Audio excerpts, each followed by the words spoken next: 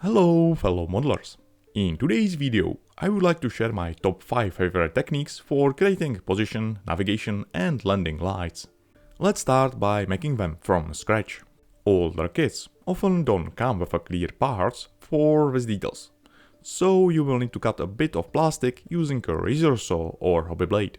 It's really helpful to have blueprints or good photo references on hand. Using masking tape can help guide your cuts. I prefer razor saw because it makes a nice, clean and thin cut. This Mirage model has a position lights on the leading edge.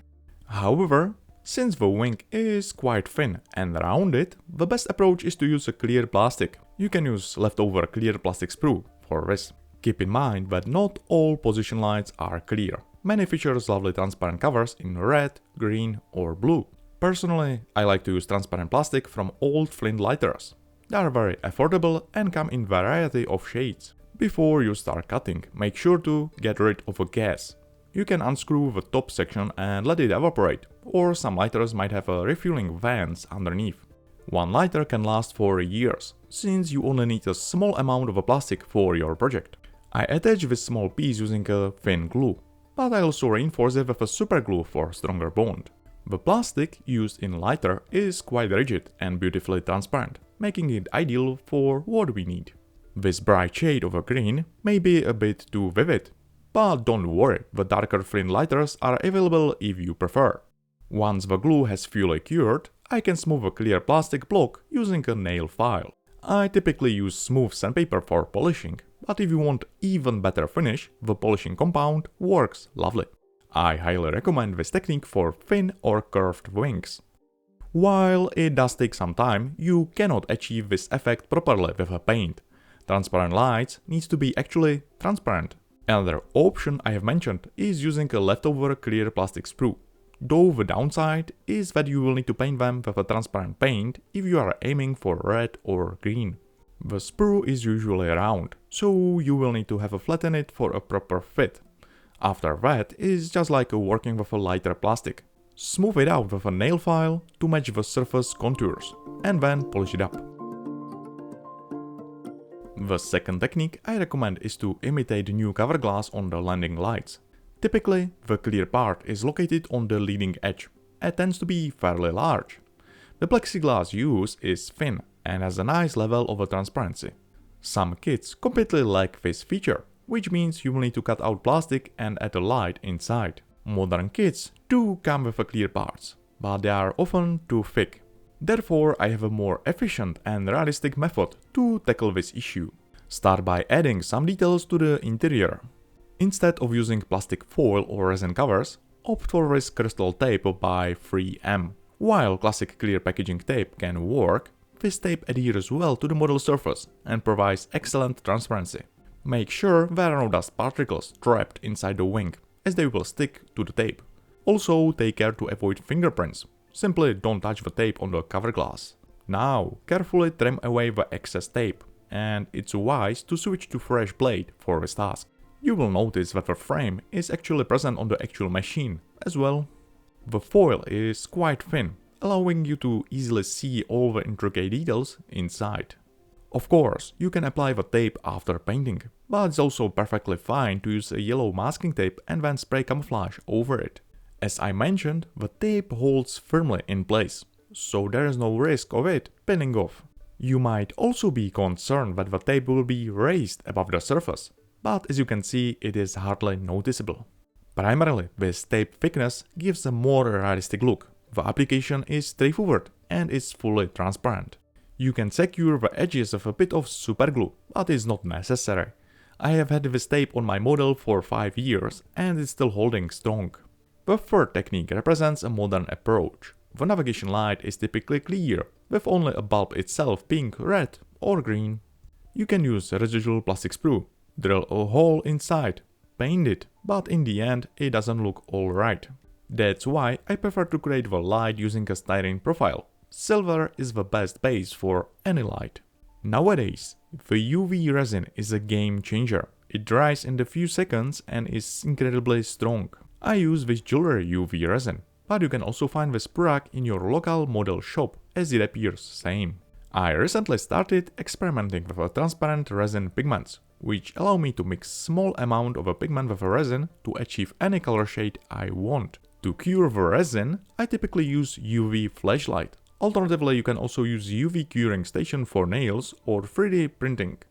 The curing process takes just a few seconds. I am working in 48 scale, and the light bulb I created looks lovely. Now I can craft clear cover glass by applying several layers of UV resin, using a toothpick for precision. It's important to avoid bubbles in resin. The resin consistency is good, but it's too tricky to make a uniform light in one layer. That is why I apply a small amount of resin, cure it with a UV flashlight, then apply another layer, and so on, repeating this process until I achieve the desired shape. At the first glance, it looks neat and precise, but since the shape isn't exactly a reproduction of the wing, I had to sand it down and smooth it out using a soft nail file. The cured resin is incredibly strong and easy to polish, much like working with plastic parts. One of the resin's biggest advantages is the ability to create the perfectly seamless bond. This technique opens up possibilities for intricate details, such as incorporating a light bulb or even adding wires or bolts inside. Okay, it does take some effort, but I have to say it looks significantly better than the original kit part. But that is not all. You can also use pigments and UV resin for a variety of other applications, like recognition lights, formation lights, navy approaching lights, instrument panel cover glasses, or reconnaissance camera covers. And if you do not have pigments on hand, Tamiya transparent paints works just fine. And in theory, you do not even need UV light for curing. Sunlight can do the trick in just a few minutes. One more thing to note is that the transparent pigments wouldn't interfere with the curing process. They may take some few extra seconds to set in thick layer, but in thin layer you wouldn't even notice the difference. The other problem is raised drop-shaped lights. Let me first show you a technique that I moved away from. In older Eduard photo etch sets, you can find drop-shaped holes along the edges. It is template for these lights. You can heat the residual plastic sprue with a lighter, in case you kept some operational. Once the plastic sprue is melted, but not on fire, press it into the metal template. The result you get is a lovely drop-shaped light. Cut it with a blade. These parts are tiny, so it is best to manipulate them with sharp tweezers. And it's gone. When I made a new one, I attach it to the model. In practice, these clear parts are applied after painting. I tend to avoid this method because it can be tricky to create two or more identical lights. However, with patience and some practice, you can definitely get it right. To change the color of the lights, I use Tamiya enamel paints. This enamel paints works beautifully with a brush and create a nice uniform layer with a minimal effort. If you have access to 3D printer or know someone who does, I designed 50 different light shapes. Each print comes out identical, so if you need multiple copies, this method is the most precise. Plus, you can resize them to fit any scale. I print them from clear resin, but it's not a problem to change the shade with a Tamiya enamel transparent paints. You can notice that the cured clear resin may appear slightly foggy, but in the touch of a clear varnish or transparent paint can effectively restore the original clarity. Another effective technique is casting. Don't worry, nothing difficult. Many kits have the drop lights already indicated on the model, but they are cast from grey plastic. The best way to replicate these shapes is to create a mold and cast new lights from clear resin. You do not need to invest in expensive casting materials.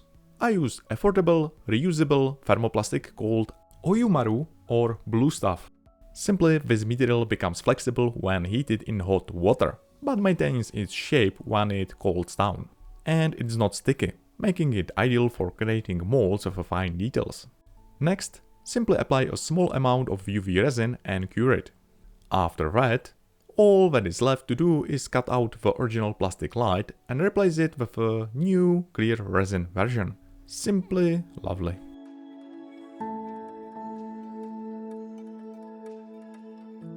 Small bonus. I conducted a small test using a Mirage model in 48 scale, which comes with a reconnaissance nose featuring numerous holes. Unfortunately, there are no clear parts available for this section. To address this, I decided to experiment with a UV resin to create new cover glasses. Working with a clear plastic to make a precise parts would be quite challenging. The UV resin I use has a high viscosity, and its surface tension allows it to fill even these large holes effectively.